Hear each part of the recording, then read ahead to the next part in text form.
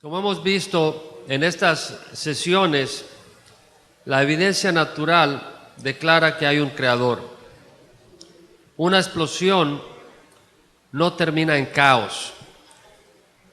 No termina en orden, termina en caos. En la Guerra Civil de El Salvador, yo cuando salí, después de muchas explosiones que pude escuchar, ninguna de ellas terminó en un edificio nuevo. Lo que hacían era destruir los edificios diseñados por el hombre. Vimos el ejemplo de las 20 canicas que si se caen en el suelo no van a caer formando una formación de una estrella de 5 puntas. Si ocurre es porque alguien las puso con ese diseño, porque la materia no tiene la propiedad de organizarse de esa manera. Vimos la complejidad de un órgano, el de la vista, como un ejemplo de un órgano que tiene un propósito que está más allá de ese mismo órgano. El propósito de la vista no se satisface en sí misma, sino en el cuerpo en el que pertenece. Y sabemos que los sistemas no son resultado de accidente, mucho menos el propósito de un sistema para un ser en cual está integrado puede ser algo accidental. Dimos el ejemplo de un mono tecleando una laptop, la imposibilidad que escriba el himno nacional de Cuba, por más que siga golpeando y teclando la laptop por millones de años, o el lanzamiento de 2 dados que produzca 13 es imposible porque no existe el potencial en los dados. Y lo mismo vimos que no existe el potencial en las moléculas que forman la vida para organizarse en las moléculas complejas requeridas para formar la célula. Hay que ponerlas en ese orden inicialmente para que así forme usted una célula autorreproducible. Dimos el ejemplo de la pirámide y del avión, formado por materiales que se pueden organizar, no por sí solos, sino por alguien que los organice en la manera expresa de la pirámide y de un avión. Alguien que conoce las propiedades de la materia y las combina con un propósito específico en una organización específica. Pero la materia no se organiza por sí solo de esa manera. Y son evidencias que nos muestran realmente de que el orden que vemos son ejemplos que nos muestran también que el orden que vemos y que no tiene las propiedades para organizarse de la manera que lo vemos en el cosmos, hablan de un creador. Y eso es una conclusión lógica, sin entrar en la religión. Ahora, obviamente que esa conclusión lógica tiene consecuencias espirituales. La persona que no quiere creer en esto porque no lo ve es inconsistente aun si no se da cuenta, porque esa persona cree en el viento aunque no lo vea, cree en la fuerza de gravedad aunque no la vea, cree en la electricidad aunque no la vea. Hay cosas que no vemos con los ojos, pero percibimos en nuestro cuerpo. El viento no lo vemos, pero lo percibimos con otro sentido. Y tenemos el cerebro, y el cerebro puede percibir la existencia de un creador aunque no lo veamos con los ojos y no lo toquemos con la mano. La materia no tiene libertad, no tiene libre albedrío, obedece inmisericordiamente las leyes de la naturaleza. Sin embargo, el ser humano tiene libre albedrío. Puede quitarle la vida a alguien o puede darle la vida a su enemigo. Puede robarle a alguien o puede desprenderse de algo para ayudar a alguien. Tenemos libre albedrío. Entonces la evidencia natural declara que hay un creador, y el salmista lo dice en muchos lugares. Los salmos hablan de ese creador, y no solo los salmos, pero David en el Salmo 19 dijo: los cielos proclaman la gloria de Dios. La expansión anuncia la obra de su mano. Un día transmite el mensaje a otro día. Una noche a otra noche revela sabiduría. No hay mensaje, no hay palabra donde no se ha oído su voz, mas por toda la tierra salió su voz, y hasta los extremos de la tierra. En otras palabras, Dios nos habla a través de la creación, no con un método audible, pero la creación lo hace en una manera donde la evidencia, lo maravilloso de su existencia, nos revela que hay un Dios. De manera que si hubiera sido en chino, yo no hubiera entendido que hay un Dios, pero Dios lo hace en una manera que no es audible, es a través de su existencia. Pablo nos habla claramente de eso en la epístola a los Romanos. Capítulo 1, versículo 18, Pablo dice que la ira de Dios se revela desde el cielo contra toda impiedad e injusticia de los hombres, que con injusticia restringen la verdad. Porque lo que se conoce acerca de Dios es evidente dentro de ellos, pues Dios se lo hizo evidente, porque desde la creación del mundo, sus atributos invisibles, su eterno poder, su divinidad se han visto con toda claridad, siendo entendidos por medio de lo creado, de manera que no tienen excusa, porque aunque conocían a Dios, no le honraron como a Dios ni le dieron gracias, sino que se hicieron vanos en sus razonamientos y su necio corazón fue entenebrecido. Profesando ser sabios, se volvieron necios y cambiaron la gloria del Dios vivo por la incorruptible, por la imagen de un hombre corruptible, de bestias, de reptiles, de aves. Entonces vemos que el Señor nos dice que los atributos de Dios, su eterno poder y su divinidad se han visto con toda claridad, dice, siendo entendidos por medio de lo creado. No tenemos excusa. Pero el propósito de evolución, las fuerzas detrás, son las fuerzas espirituales detrás de evolución. Yo creía en evolución. Recuerdo cuando hablaba con mi maestro de química en El Salvador, el doctor Arevalo, una bella persona a quien le tenía mucho respeto y cariño, pero hablábamos de la formación del sistema solar y la hipótesis nebular. Y todo eso, obviamente él no lo hacía con mala intención, pero él no sabía. Muchos hemos estado con los ojos cerrados, vedados, con un velo, pero personalmente, como ya compartí el día de ayer, el Señor abrió mis ojos con una pregunta muy sencilla.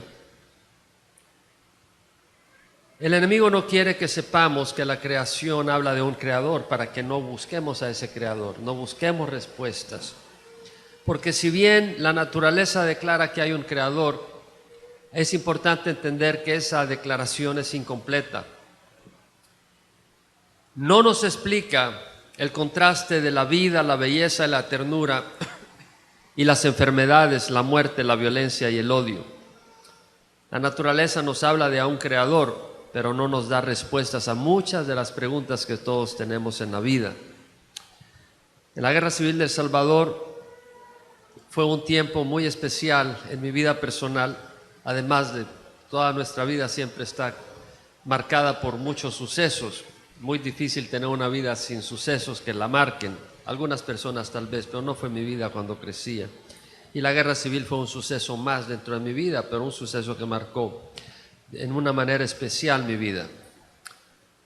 Yo saqué una maestría en ingeniería química y mi deseo era ayudar a la tecnología de mi país. Pero al regresar de Canadá, lo que encontré fue un país listo para una violencia tremenda y entró en una guerra civil muy difícil. Trabajé en una empresa como gerente de investigación y desarrollo, gerente de producción y asistente a la gerencia general. El Señor me promovió rápidamente. Pero en una de esas ocasiones que llegaba a la fábrica, había una gran conmoción afuera. Y lo que había pasado es que habían asesinado a la niña Lita. La niña Lita era la persona que servía el café. Y resulta que habían llegado los grupos de extrema derecha después del toque de queda y tocaron la puerta de la casa, entraron y a la niña le dijeron, llama a tu mamá. Y ya llegó la mamá y la ametrallaron enfrente de ella y le dijeron, para que no sigas los pasos de tu mamá. La naturaleza no explica, no da respuestas a eso. Estaba compartiendo en Conocoto, Ecuador, en un orfanato de niños. y había un niño que solo tenía un ojo. Resulta que lo habían llevado al orfanato porque de bebé el papá había vendido el ojo sano de ese niño a un médico para que hiciera investigación por $20,000. Nosotros decimos, hay un Dios, hay belleza, pero ¿qué de esto? ¿Qué de estas injusticias? Y uno busca respuestas. Ahora, si tú bloqueas la idea que no hay un Dios, no buscas respuestas a eso. Tú vives a tu antojo. Pero si hay un Dios, tú buscas respuestas en Él. Buscas a ese Dios. Quieres saber.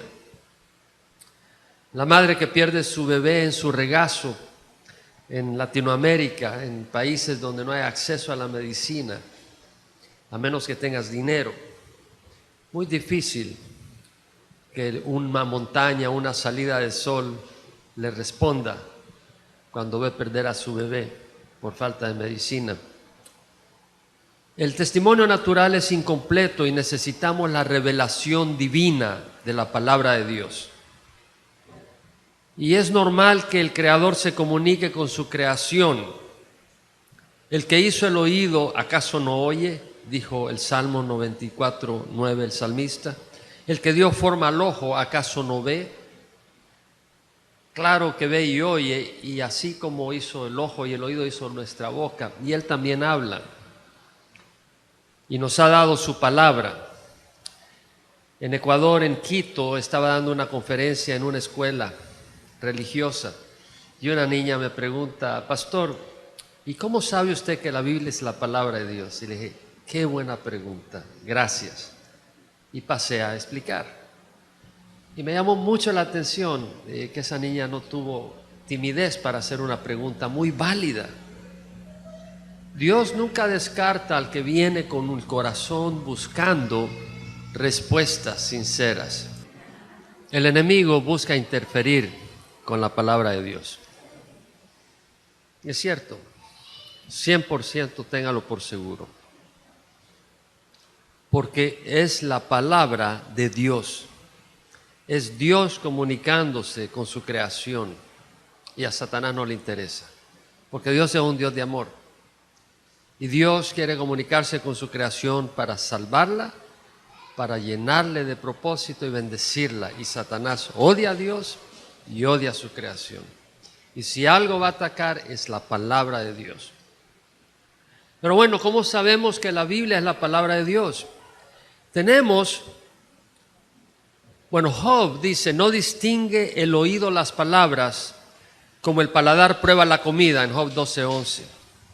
No distingue el oído las palabras como el paladar prueba los alimentos. Tú pruebas un té que tiene miel y puedes saborear la miel en ese té. Y lo que está diciendo Job es que podemos distinguir las palabras. Y Jesús mismo lo dijo en otras palabras y con mayor alcance. En Juan 7:17-18 dijo, todo el que quiera hacer su voluntad sabrá si mi enseñanza es de Dios o hablo de mí mismo. El que habla de sí mismo busca su propia gloria, pero el que habla y busca la gloria del que le envió, ese es verdadero y no hay injusticia en él. O sea, Jesús lo que dijo es, si tú quieres saber si lo que yo estoy diciendo es realmente de Dios, lo vas a saber si quieres hacer su voluntad. Si estás dispuesto a hacer la voluntad de Dios, vas a saber si lo que estoy diciendo es de Dios o no. Por eso a veces vienen personas y tienen preguntas. Le digo, número 1, ¿estás dispuesto a conocer la verdad? Número 1, ¿tú crees en evolución? Ok. Te hago una pregunta. ¿Estás dispuesto a aceptar que hay un creador si es la verdad? Y si esa persona está dispuesta, ¿estás interesado en conocer a ese creador? Yo sé que es Jesús, yo sé que es Dios, pero si tú no lo sabes todavía, pero quieres saber quién es el creador, déjame orar por ti, que si tú tienes deseos, pídele a Dios y Él se te va a revelar. Porque una condición del corazón es muy clave y es querer oír de Dios. En 1 Corintios 13 leemos lo que es la evidencia de la palabra de Dios.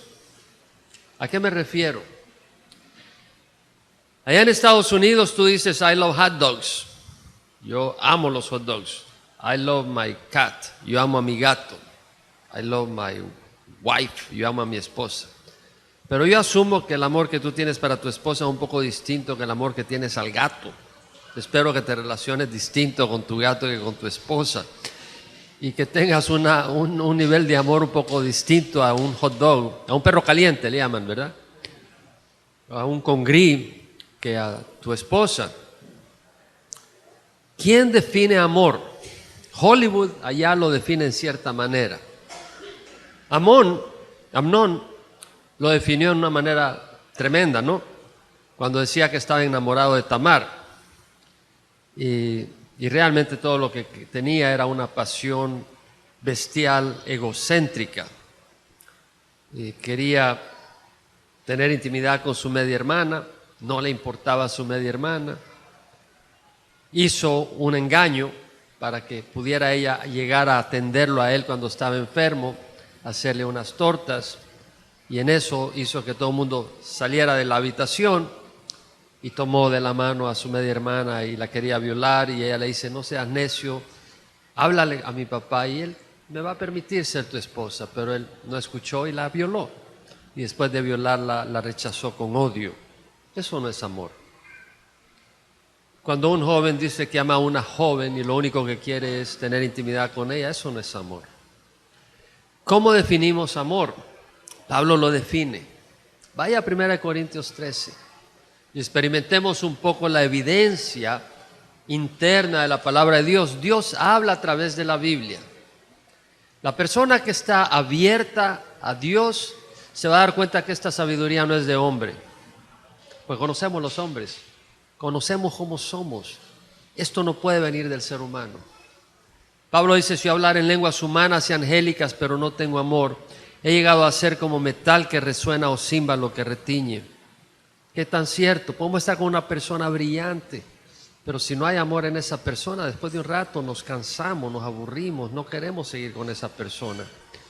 Si tuviera el don de profecía y entendiera todos los misterios y todo conocimiento, y si tuviera toda la fe como para trasladar montañas, pero no tengo amor, nada soy, dice Pablo. Pablo nos está diciendo de que en el campo espiritual puedes tener grandes dones y grandes revelaciones, pero lo más importante, lo esencial, es que tengas amor. Está hablando de la importancia del amor. Si diera todos mis bienes para dar de comer a los pobres y entregara mi cuerpo para ser quemado, pero no tengo amor, de nada me aprovecha. Pablo está hablando de la motivación de lo que hacemos, de la importancia de que el amor sea lo que motiva, que es lo único que aprovecha. El amor, lo empieza a definir, es paciente, es bondadoso, no tiene envidia. ¿Quién de nosotros es paciente? ¿Quién de nosotros es impaciente? Todos somos impacientes. Pero cómo nos gusta que sean pacientes con nosotros. Yo recuerdo en mi niñez, a propósito, yo era muy tonto para la ciencia. Mi padre yo lo perdí cuando tenía 1 año. Leía la historia de Alejandro y vi que él partió a la presencia del Señor cuando tenía 48 años, 47, ¿o qué edad tenía? 49.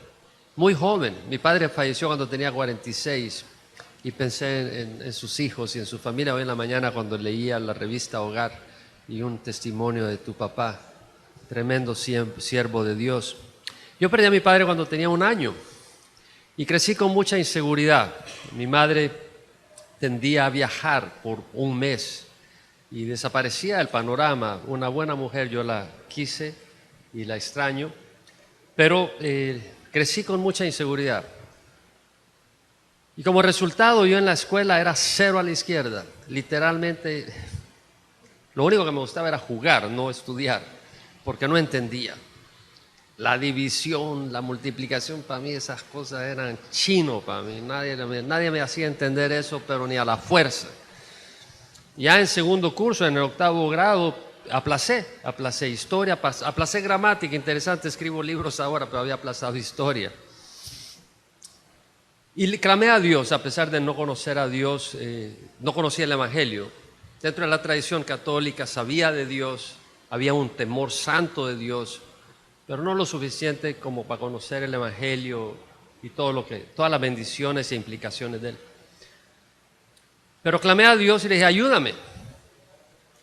Y en quinto curso, que era el último año del periodo escolar, me gradué como el mejor estudiante de la escuela. Dios respondió mi clamor. Y empecé a tener esa relación con ese Dios de una forma no completa como puede tenerlo uno a través del Evangelio, pero dije, Dios me ayuda. Y le clamaba, entré a la universidad y estudié ingeniería química, a pesar de que era 0 a la izquierda en matemática. Y Dios me permitió graduarme con el mejor récord académico en la historia de la carrera de ingeniería química de esa universidad. Y le dediqué mi tesis a Jesús, pero no conocía el Evangelio. Me fui a Canadá sin conocer el Evangelio, quise buscar al Señor y fui a una iglesia tradicional y estaba más muerta que los muertos. Y dejé de seguir buscando al Señor, me embebí en mis estudios y me convertí un poco más liberal. Regresé a El Salvador y con la guerra salimos. Pero lo que quería decir acá es que cuando era niño, me divagué un poco en el testimonio, porque quiero decirles que si alguien me dijo, hermano, cuánta sabiduría, y por eso me extendí, quiero decirle que la gloria es a Dios si me dio sabiduría. Si me dio conocimientos en el campo académico, la gloria es a Dios, porque le puedo decir que yo sé lo que es no poder entender nada sin la ayuda de Dios. Y si Dios nos da algo es para su gloria y para usarlo para su gloria. Pero recuerdo en mi niñez cuando yo quería entender las cosas y no las podía entender.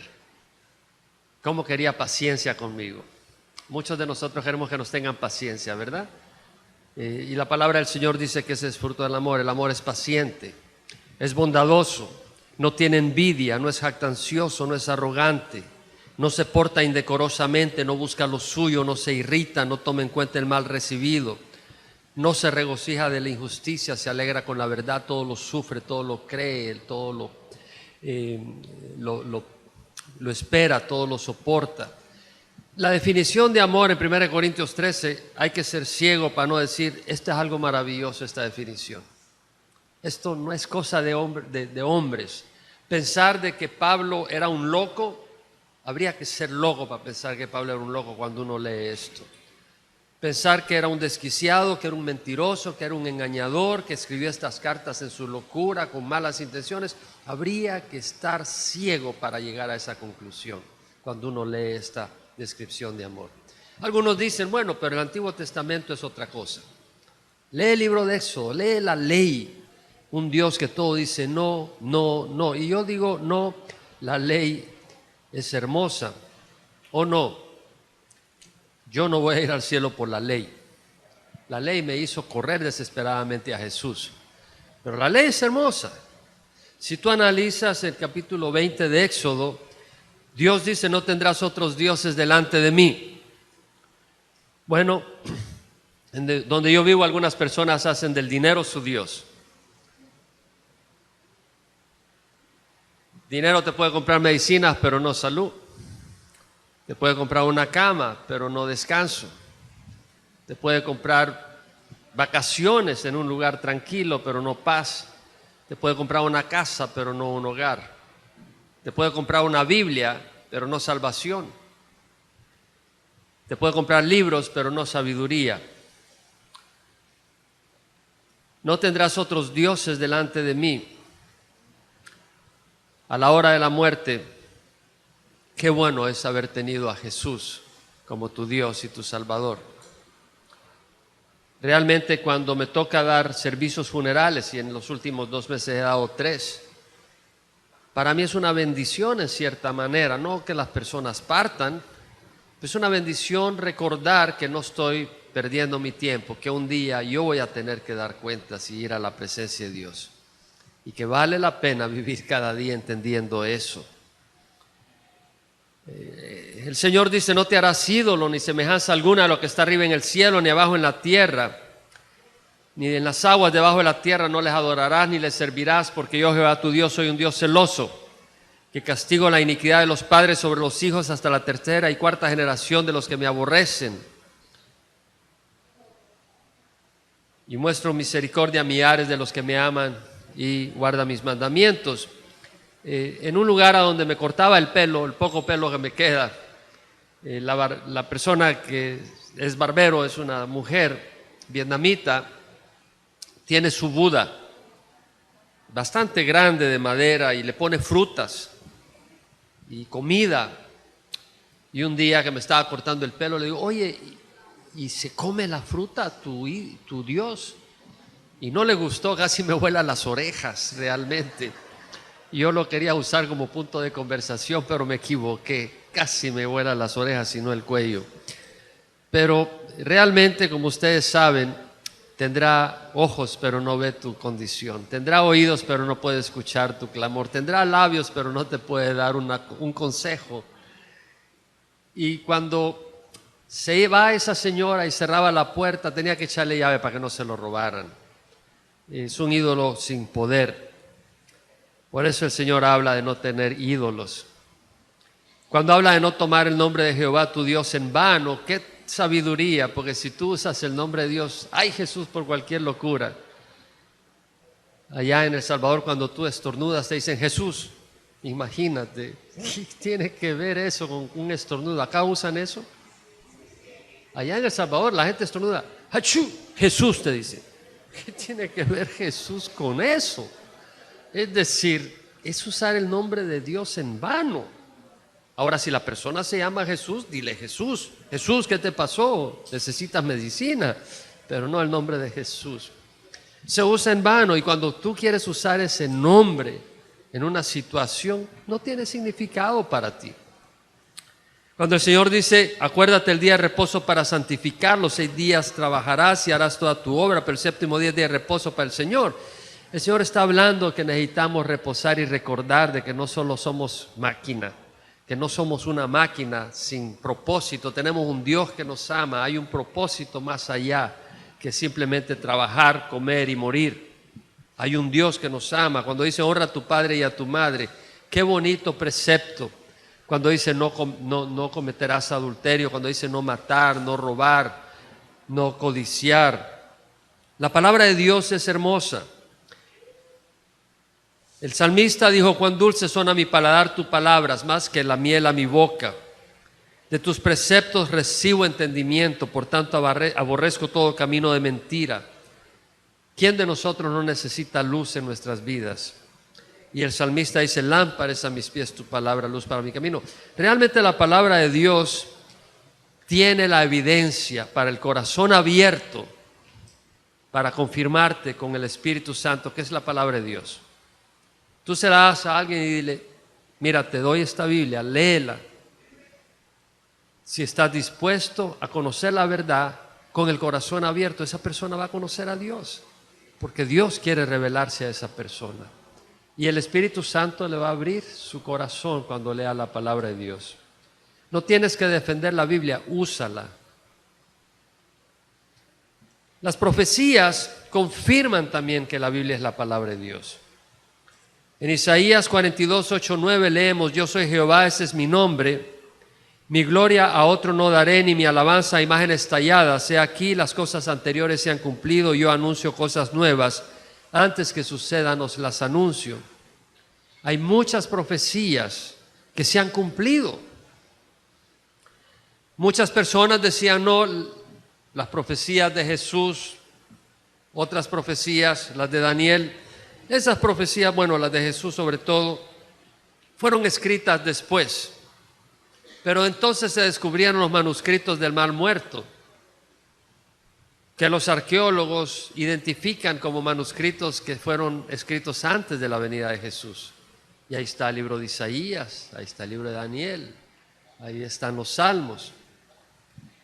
En Miqueas 5, 1 al 5, si me acompaña, a esa escritura, leemos de Jesús, donde dice Miqueas: con una vara herirán en la mejilla al juez de Israel. ¿Quién va a gobernar a Israel en el milenio? Jesucristo. Jesucristo va a gobernar el mundo y a Israel en el milenio. Y Miqueas, 700 años de la venida de Jesús, dice: con una vara herirán en la mejilla al juez de Israel. Usaron una vara cuando maltrataron a Jesús y le dieron golpes en la cabeza y en la mejilla. Pero tú, Belén Efrata, aunque eres pequeña entre las familias de Judá, de ti me saldrá el que ha de ser gobernante en Israel, y cuyos orígenes son desde tiempos antiguos, desde los días de la eternidad. Miqueas está hablando que el que nacería en Belén era desde los días de la eternidad, era el Mesías. Ahora, Jesús nació en Belén. Cuando vinieron los magos de Oriente buscando al rey de Israel que había nacido, porque hemos visto su estrella en Oriente y lo hemos venido a adorar, Herodes se asustó y llamó a los escribas y sacerdotes: ¿en dónde ha nacido? ¿Dónde debería de nacer? ¿Dónde dicen las profecías? Y le dijeron: en Belén de Judá, porque está escrito: pero tú, Belén, aunque eres pequeña entre las familias de Judá, de ti me saldrá el que ha de ser gobernante en Israel, cuyos días son desde los días de la eternidad. Es decir, los escribas y los sacerdotes en el tiempo de Jesús sabían que el Mesías iba a nacer en Belén. Entonces los magos fueron hacia Belén para adorarle. Ahora le hago una pregunta: ¿qué quiere decir Belén? Alguien los dijo: casa de pan.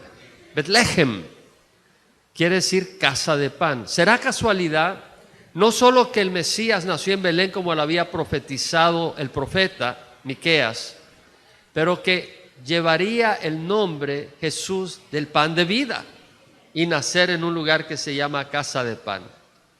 Porque Jesús dijo: yo soy el pan que descendió del cielo, yo soy el pan de vida. Vuestros padres padres comieron en el maná en el desierto y murieron. Este es el pan que desciende del cielo para que el que coma de él no muera, dijo Jesucristo. Se refirió así como el pan de vida. ¿Será casualidad que él, el pan de vida, haya nacido en una ciudad que se llamaba Casa de Pan? ¿Será casualidad? Ahora, la escritura dice: pero tú, Belén Efrata. ¿Qué quiere decir Efrata? Sí, pero Efrata, la palabra Efrata quiere decir fructífero. La palabra Efrata quiere decir fructífero.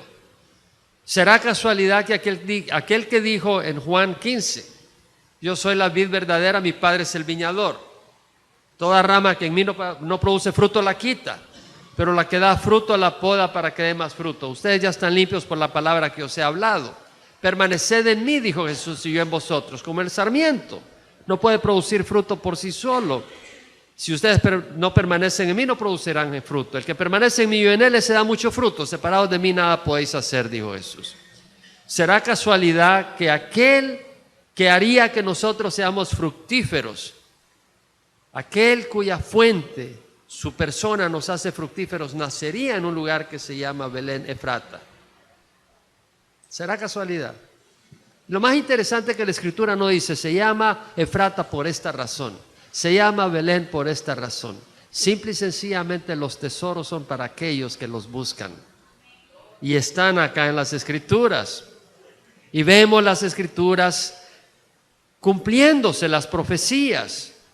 Interesante que Miqueas dice: él se afirmará y pastoreará su rebaño. Jesús se llamó el buen pastor y llamó a su pueblo sus ovejas, con el poder de Jehová, con la majestad del nombre de Jehová su Dios. Qué interesante, Miqueas dice que Jesús pastorearía el rebaño con la majestad, la grandiosidad del nombre de Jehová su Dios. Le hago una pregunta: ¿qué nombre tenía el Mesías? No lo oigo. Jesús, ¿cierto? ¿Y qué quiere decir Jesús? Jehová Shua, Jehová es salvación. Jesús es Jehová es salvación.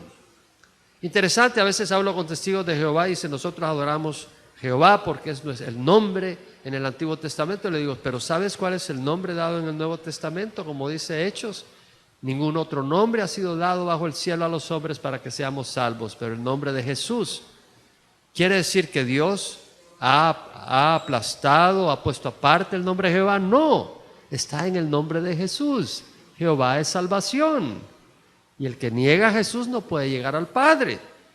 Pero el nombre de Jehová está ahí. Y por eso dice, con la majestad del nombre de Jehová su Dios, y con el poder pastoreará su rebaño. ¿Serán estas cosas casualidad? No puede ser. Vamos a Isaías 9. Vea el capítulo 9, versículo 1, donde el profeta dice: no habrá más lobreguez para la que estaba en angustia, como en tiempos pasados él trató con desprecio a la tierra de Zabulón y a la tierra de Neftalí, pero después la hará gloriosa por el camino del mar, al otro lado del Jordán, Galilea de los gentiles. El pueblo que andaba en tinieblas ha visto gran luz. A los que habitaban en tierra de sombra de muerte, la luz ha resplandecido sobre ellos. Tú quebraste el yugo de su carga, la vara de su opresor. Sabemos que el pueblo en tiempos de Jesús estaba oprimido sobre todo por el pecado, cierto por Roma, pero por el pecado. Y cuando habla de la tierra de Zabulón, ¿sabe la ciudad de Nazaret en qué tribu estaba? En la de Zabulón. Y cuando habla de la tierra de Neftalí, ¿en qué tribu estaba Capernaum? En la tierra de Neftalí, en la tribu de Neftalí.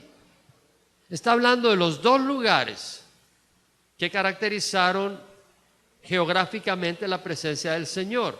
Zabulón fue donde él creció, Nazaret. Neftalí fue el punto central de su ministerio en Galilea, Capernaum. Y está hablando acá el profeta que ese pueblo que andaba en tinieblas vería una gran luz. Y luego habla de que quebraría el yugo de su carga, el báculo de sus hombros y la vara de su opresor. Aquellos pecadores que recibían perdón de sus pecados, ¿cómo no se sentían liberados? Los endemoniados, ¿cómo no se sentían liberados? Y luego dice: un niño nos ha nacido, un hijo nos ha sido dado, la soberanía reposará sobre sus hombros, se llamará su nombre admirable, consejero, Dios poderoso, Padre eterno, príncipe de paz. Habla del Mesías y de su gobierno. Vamos al Salmo 22. Vamos al Salmo 22 y tome, además del Salmo 22, Mateo 27. Veamos la tremenda correlación entre el Salmo 22 y Mateo 27. En el Salmo 22 el salmista empieza: Dios mío, ¿por qué me has abandonado?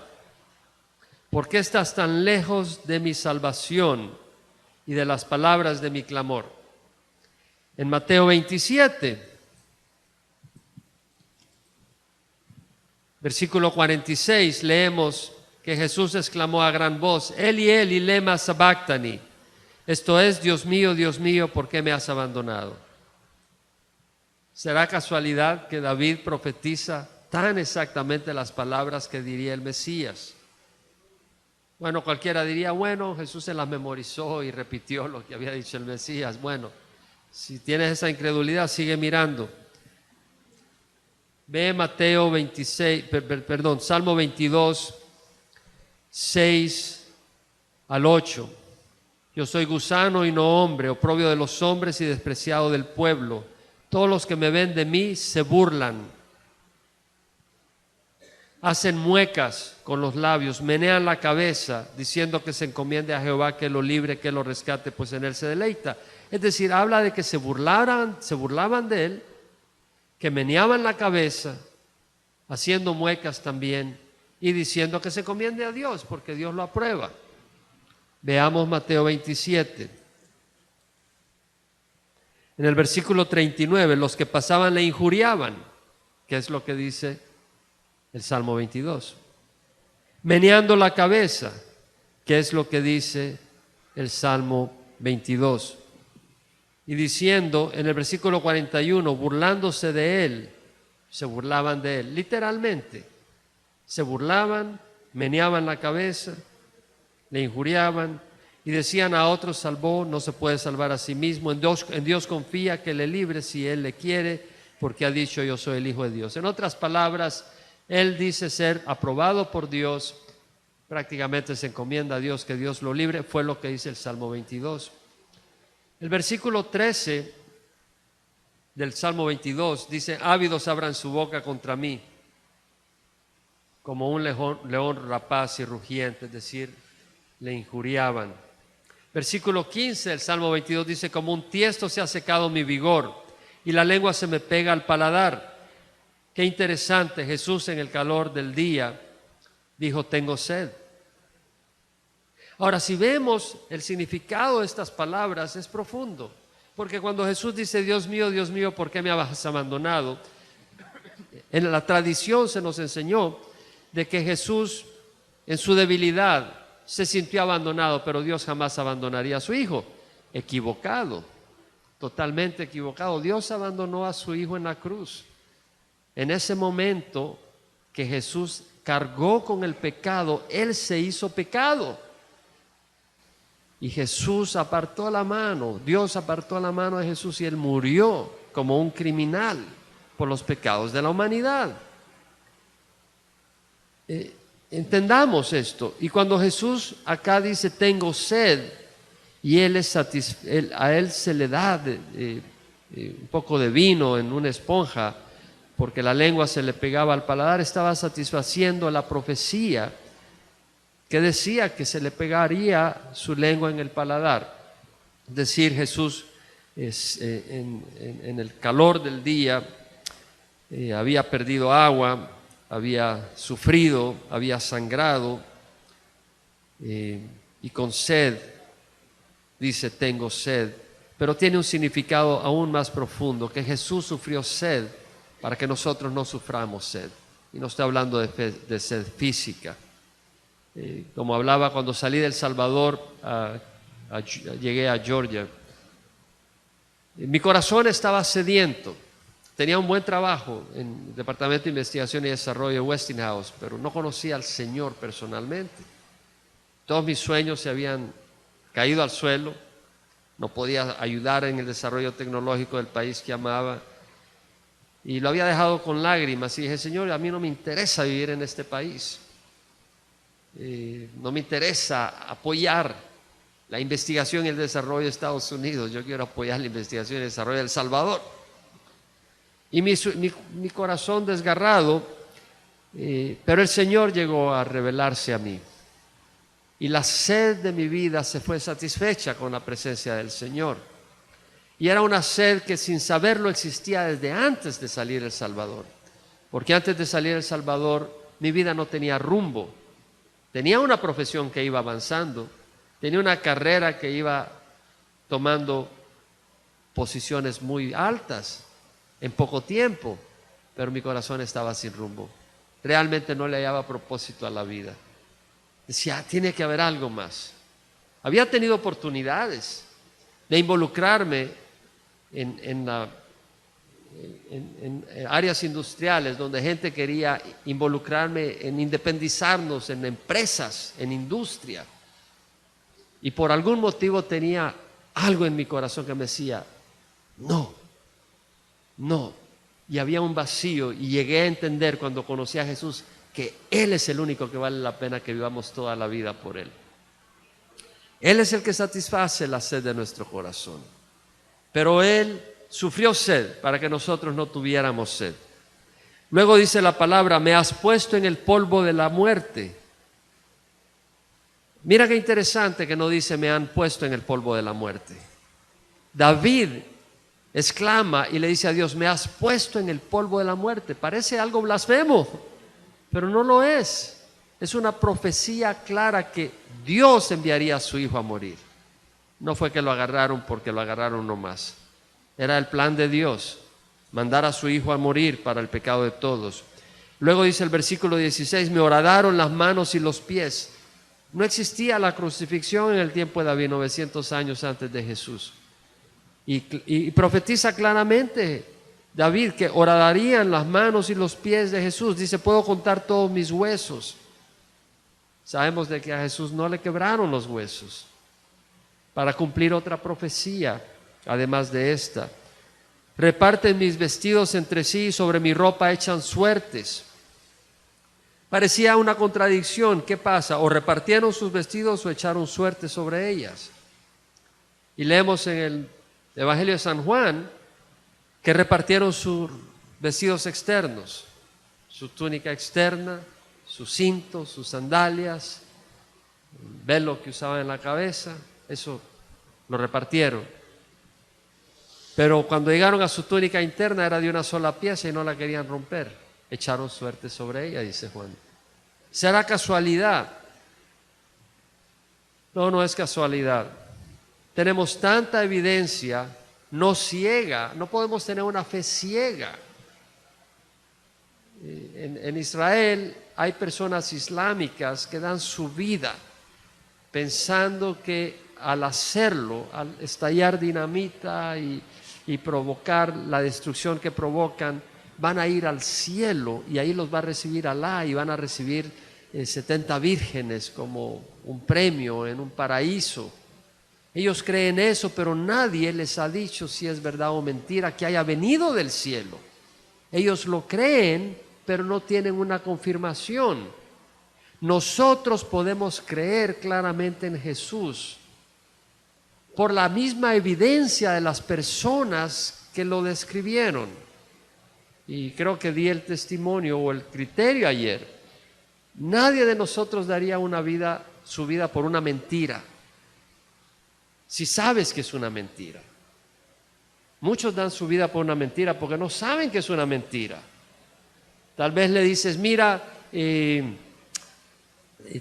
quiero dar $100,000 por algo, ven a tal lugar y te los voy a dar, solo trae tu carro que es especial y lo queremos comprar por cierto propósito a $100,000 y tú vas y te matan y diste tu vida por una mentira, no sabías. Pero los apóstoles sabían que Jesús iba a morir, Él se los había dicho, aunque no lo querían creer, y que iba a resucitar. Jesús se los dijo. Cuando Jesús murió, ellos se deprimieron, perdieron el concepto que Jesús les había dicho que iba a resucitar y que todo esto tenía que ocurrir. Se acobardaron, se deprimieron. Cuando Jesús resucitó, estos hombres se llenaron de valor y dieron sus vidas por Jesús. Nadie da su vida por una mentira sabiendo que es una mentira. Obviamente que ellos tuvieron que darse cuenta que Jesús no era lunático, no era un mentiroso, Él era verdadero. Tenemos muchas evidencias. Y Jesús dijo, el cielo y la tierra pasarán, mas mis palabras no pasarán. Y la suma de tu palabra es verdad. Cada una de tus justas ordenanzas es eterna, dijo el salmista. Entonces, habiendo establecido que la Biblia es la palabra de Dios, amén, tenemos la evidencia interna, tenemos la evidencia de las profecías. Entonces, ¿qué dice la Biblia sobre la creación? En Génesis, ¿qué dice? En el principio creó Dios los cielos y la tierra. Y la tierra estaba sin orden y vacía. No quiere decir desordenada en el sentido de una explosión que produce un caos. Está diciendo sin orden en el sentido como el barro que no fue ordenado para formar el hombre hasta que el Señor vino y lo formó en el ser humano. Es decir, la tierra estaba sin orden, no le había dado orden, no le había dado estructura. La tierra estaba sin orden y vacía. Vacía quiere decir que no tenía seres humanos, no tenía plantas, no tenía animales. En el principio creó Dios los cielos y la tierra estaba sin orden y vacía. Y las tinieblas cubrían la superficie del abismo y el Espíritu de Dios se movía sobre la superficie de las aguas y dijo Dios, sea la luz. Y fue la luz. Y vio Dios que la luz era buena y llamó a la luz día y a las tinieblas noche, y fue la tarde y fue la mañana un día. Si se da cuenta, fue tarde y fue mañana un día. Esos eran días literales, porque hubo tarde y hubo mañana. Luego dijo Dios, haya una expansión en medio de las aguas y separe las aguas de las aguas.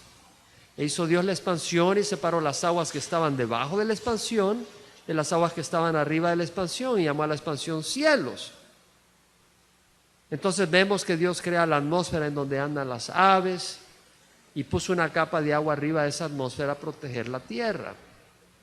En el tercer día dijo Dios, júntense las aguas en un solo lugar y aparezca lo seco, y apareció lo seco y le llamó tierra.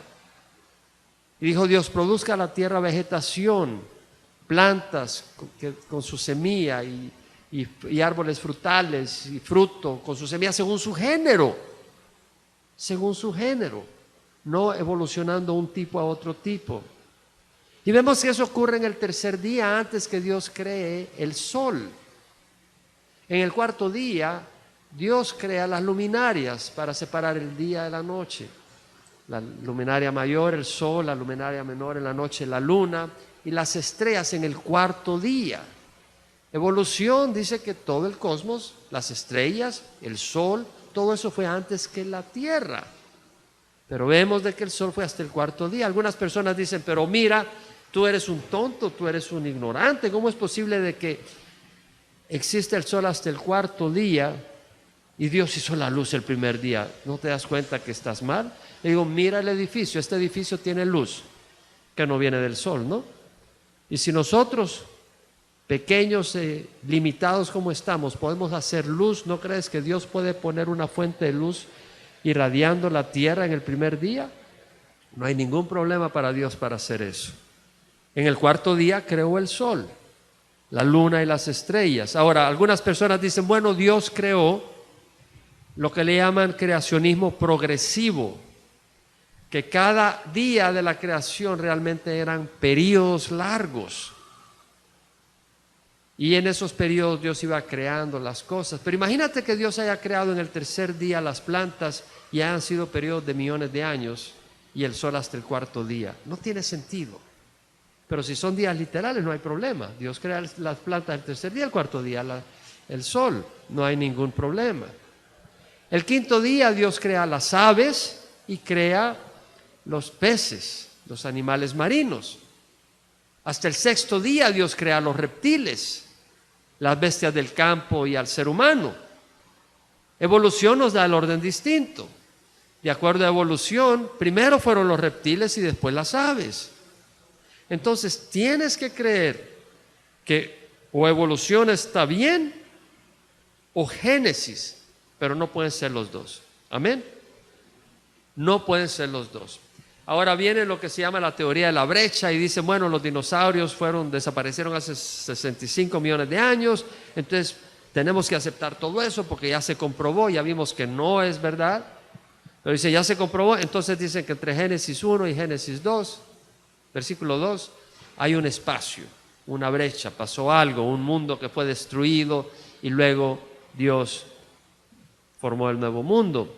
Pero eso es simplemente una interpretación que no sale del texto, pero que uno le pone o la gente le puso para acomodar los supuestos hallazgos científicos con la Biblia. Pero estaban equivocados porque los dinosaurios fueron contemporáneos con el ser humano. ¿En qué día de la creación se produjeron los reptiles? En el sexto. ¿En qué día de la creación creó Dios al hombre? En el sexto. Y cada día de la creación Dios dice, y era bueno. Excepto, interesante, en el segundo día no dice era bueno cuando crea el firmamento, haya una expansión y separe las aguas de las aguas. No dice que era bueno, sabemos que era bueno, pero no lo menciona ahí. Pero menciona 7 veces era bueno, y la séptima vez dice era bueno en gran manera. El ser bueno en gran manera no da lugar a especies matándose unas a otras, enfermizas, devorándose, de manera que las más fuertes son las que prosperan. Eso no es nada bonito. Ver un león corriendo tras un venado, tras una, no sé qué, una cebra o lo que sea, y el pobre animal tratando de huir, y viene el animal y se le avienta encima y lo muerde y lo despedaza. Para mí eso no es algo bueno. El ver a los animales sufriendo con enfermedades, eso no es algo bueno. Pero la Biblia dice que era bueno en gran manera. El Salmo 33, 6, 9 dice, por la palabra del Señor fueron hechos los cielos y todo su ejército por el aliento de su boca. Él habló y fue hecho, Él mandó y todo lo confirmó. Es decir, ahora, Dios no tiene boca, ¿verdad? Literalmente, Él es un espíritu. Pero ¿quién es la palabra de Dios? Jesucristo. Entonces, cuando vemos que dice Dios habló, Jesucristo, el verbo, lleva a cabo el concepto del Padre en una realidad. Amén. Eso es lo que ocurre. Ahora son 6 días normales. Y cuando vemos la creación, vemos que si usted va al libro de Lucas, que da las generaciones desde Adán a Jesucristo, cuente el número de generaciones. Son menos de 100. Si cada generación hubiera sido de 100 años, que no lo fue, tendría 10,000 años desde Adán a Jesús. ¿O usted cree lo que dice la Biblia? ¿Lo que dice Génesis? ¿Lo que dice el Nuevo Testamento? ¿O cree evolución? Porque según evolución, el hombre tiene 200,000 años de estar en la tierra. O según el hallazgo que presenté de la Universidad de Tel Aviv de diciembre del año pasado, encontraron el diente humano de 400,000 años, pero los métodos de datación tienen sus errores. Entonces, o crees en los métodos de los científicos que continuamente los están revisando, o crees en la palabra de Dios. ¿En quién deseas tú poner tu confianza? En el Señor. Porque los métodos de datación son... no puedes confiar. Una cosa es ver esa pared y decir, es color crema. Y decir, no, eso es negro. No, eso es una cosa. Pero otra cosa es decir, bueno, tiene tantos miles de años. ¿Y cómo lo sabes? ¿Estabas tú ahí? No. Entonces no puedes saber. La muerte, ¿qué dice la palabra del Señor? La paga del pecado es muerte. El Señor le dijo claramente a Adán, puedes comer de todo árbol del huerto, pero del árbol del conocimiento del bien y del mal no comerás, porque el día que comas de él, morirás. El Señor le dice a Adán, el día que comas de ese fruto morirás. Bueno, eso quiere decir que no podía haber muerte antes de Adán.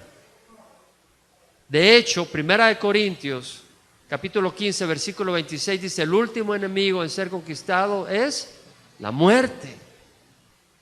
Entonces la muerte no es nuestra amiga. Sin embargo, de acuerdo a evolución, la muerte es parte natural del concepto, supuestamente, estoy hablando de evolución teísta, de los que creen en Dios y en evolución. La muerte es parte natural del proceso que Dios usó para llegar a las especies más modernas, más mejores, más desarrolladas.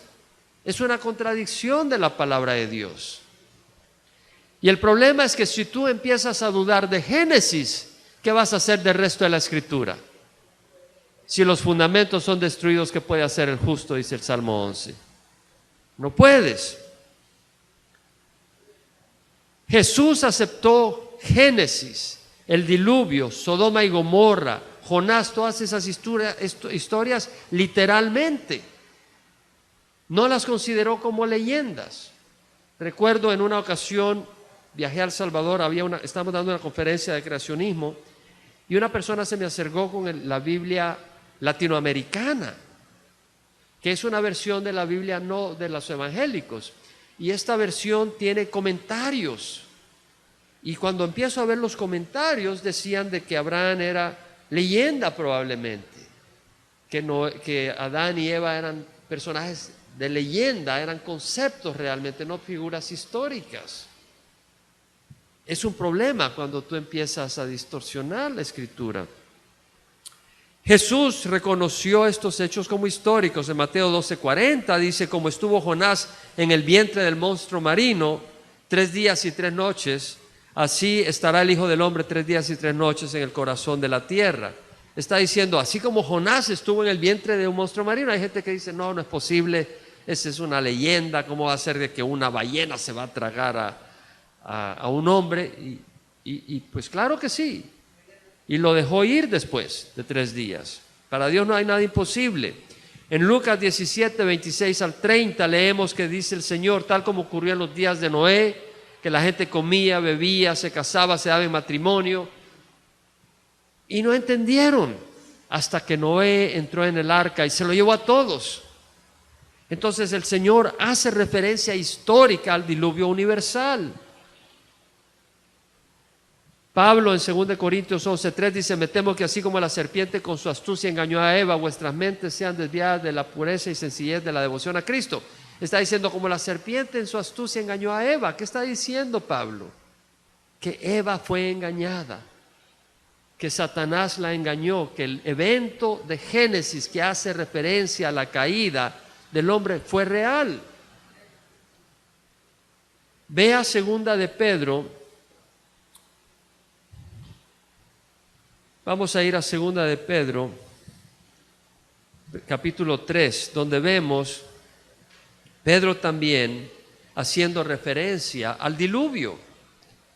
Segundo de Pedro 3, vamos a abreviar un poco, 3 al 7. Dice, ante todo sabed esto, que en los últimos días vendrán burladores con sus sarcasmos, siguiendo sus propias pasiones y diciendo, ¿dónde está la promesa de su venida? Porque desde que los padres durmieron, todo continúa tal como está desde el principio de la creación. Cuando dicen esto, no se da cuenta que los cielos existían desde hace mucho tiempo y también la tierra surgida del agua y establecida entre las aguas. ¿Qué está diciendo? Lo que dice la palabra del Señor que ocurrió en el tercer día. La tierra surgió de las aguas y Dios la puso entre las aguas. Por lo cual el mundo de entonces fue destruido, siendo inundado con agua. Está dando testimonio del diluvio universal. Pero los cielos y la tierra actuales están reservadas por su palabra para el fuego, guardadas para el día del juicio y de la destrucción de los impíos. Vemos la referencia. Pablo dice en 1 Corintios 11, 8, 9, el hombre no procede de la mujer, sino la mujer del hombre. Es decir, para que haya un hombre se necesita una mujer y un hombre. Para que haya una mujer se necesita una mujer y un hombre. ¿Cómo se resuelve? Que Dios haya creado a ambos. Y es lo que dice la palabra del Señor. Pero primero creó al hombre. El hombre no procede de la mujer, sino la mujer del hombre. Nos da la referencia. Jesucristo mismo, como dijimos, demostró el poder creador. Cuando multiplicó el pan, multiplicó los peces, mostró su poder creador. Cuando convirtió el agua en vino, cuando resucitó a Lázaro. Entonces, nosotros no tenemos por qué avergonzarnos del libro de Génesis, sino aferrarnos sabiendo que es la verdad y la revelación divina, porque el hombre no puede llegar a esa revelación por su esfuerzo natural. Dios nos la tuvo que revelar y solo el Espíritu Santo nos puede confirmar que eso es verdad. Por más lógico que sea esto, porque estamos en una batalla espiritual, nuestra lucha no es contra sangre y carne. Entonces, el plan de Dios, hemos sido caídos, fuimos hechos a la imagen de Dios, estamos destruidos, condenados a muerte, separados de Dios. El plan de Dios es salvarnos. De tal manera amó Dios al mundo que dio a su Hijo unigénito, para que todo el que crea en Él no se pierda, mas tenga vida eterna. Es el plan de Dios. El plan de Dios es transformarnos, no solo salvarnos de la condenación eterna, pero mientras estamos en este mundo, hacer una obra transformadora por el poder de su Espíritu. Y eso lo leemos en 2 Corintios 3:16, cuando dice, cuando uno se vuelve al Señor, el velo le es quitado.